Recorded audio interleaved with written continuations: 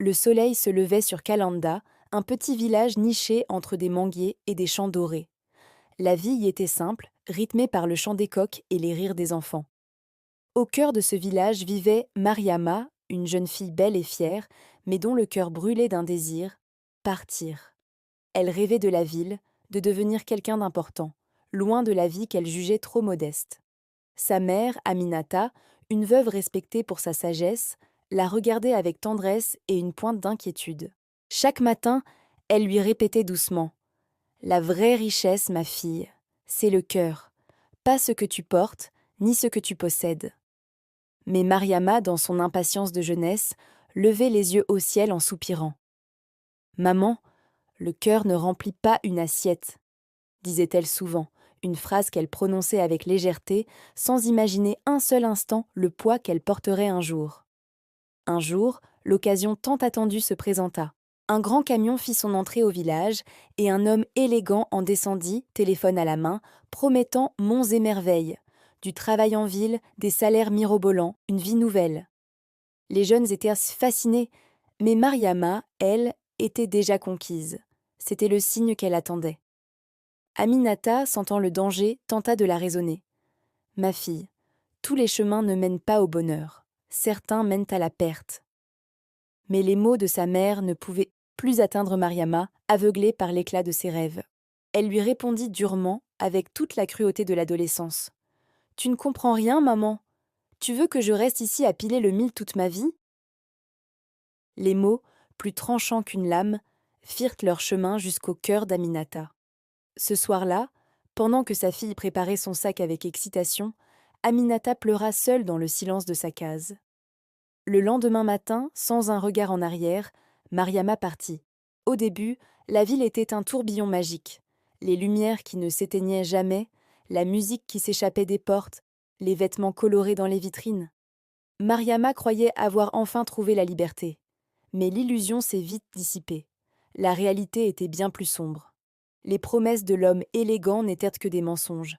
Les emplois étaient des précaires, les loyers exorbitants, et la solitude, un poison qui s'infiltrait lentement dans ses veines.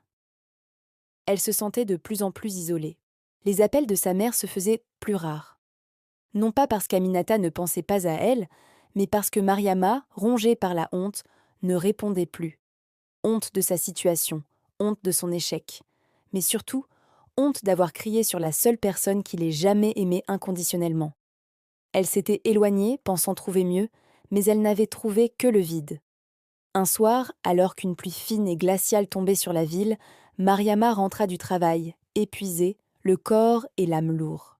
Elle jeta un œil à son téléphone et vit une notification, un message vocal. C'était sa mère. La voix, douce et un peu fatiguée, traversa le haut-parleur. « Ma fille, c'est maman. Tu me manques. Rappelle-moi, s'il te plaît. » Le cœur de Mariama se serra. Une vague de culpabilité la submergea, mais elle la repoussa. « Je rappellerai demain, » se dit-elle, trop fatiguée pour affronter ses propres démons. Mais demain, il était trop tard. Le lendemain, un autre message arriva, pas de sa mère cette fois, mais d'une voisine du village.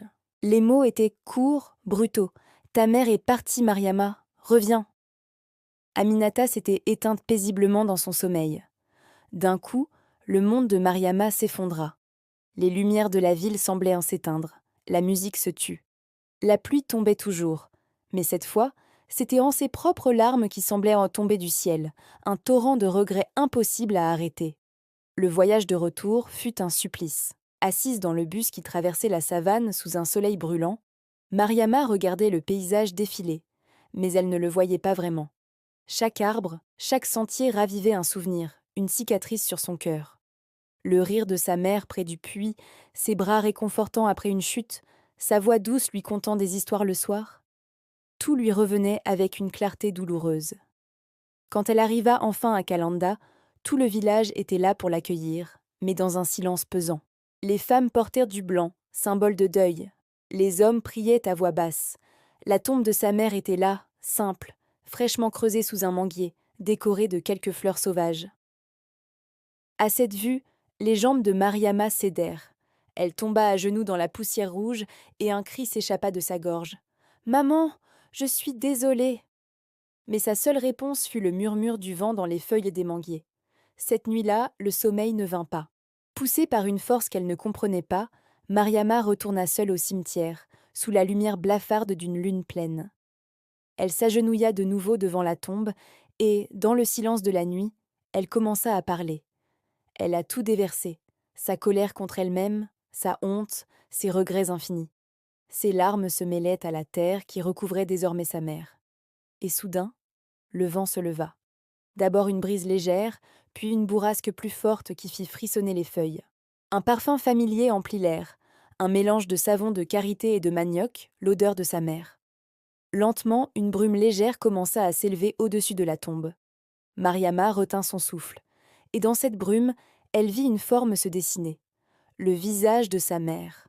Il n'y avait ni colère ni reproche dans ses yeux, seulement un amour infini. Maman, est-ce que c'est toi chuchota-t-elle tremblante. Oui, ma fille, je suis là. La voix ne venait de nulle part et de partout à la fois, portée par le vent. Pourquoi m'as-tu quittée sans me dire adieu demanda Mariama, ses larmes redoublant. Parce que tu devais apprendre à écouter ton cœur, pas ton orgueil.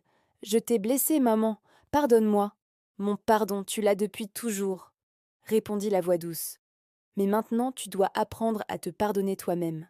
C'est là que commence la paix. Quand le soleil se leva sur Kalanda, ses premières lueurs caressèrent le visage de Mariama, endormie contre la tombe, épuisée, mais enfin sereine.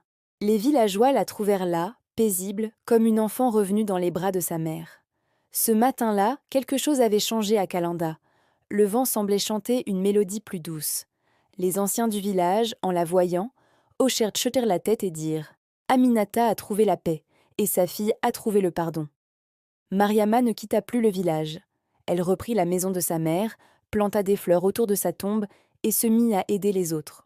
Chaque enfant qu'elle nourrissait, chaque personne âgée qu'elle soutenait, était une façon de faire vivre l'amour qu'elle avait reçu. Aux jeunes filles du village, qui, comme elle, rêvaient d'ailleurs, elle disait souvent « Une mère, c'est un trésor. Ne la blesse jamais par orgueil, car quand elle part, c'est une partie de ton âme qui s'en va avec elle. » Les gens de Kalenda apprirent à la respecter, non plus pour sa beauté, mais pour la sagesse qu'elle portait désormais dans son regard. Certains disaient qu'Aminata vivait encore à travers elle, et chaque soir, quand le vent soufflait doucement entre les manguiers, ceux qui tendaient l'oreille pouvaient entendre comme un murmure « Le pardon, c'est la plus belle preuve d'amour. » L'amour d'une mère est une flamme qui ne s'éteint jamais. Même dans le silence, il veille, il enseigne et il pardonne. Mais n'oublions jamais que le chemin vers la paix commence par le pardon que l'on s'accorde à soi-même. Merci d'avoir écouté cette histoire jusqu'au bout. Si elle vous a touché, n'hésitez pas à laisser un commentaire, à aimer la vidéo et à vous abonner pour ne pas manquer les prochaines. Prenez soin de vous et de ceux que vous aimez.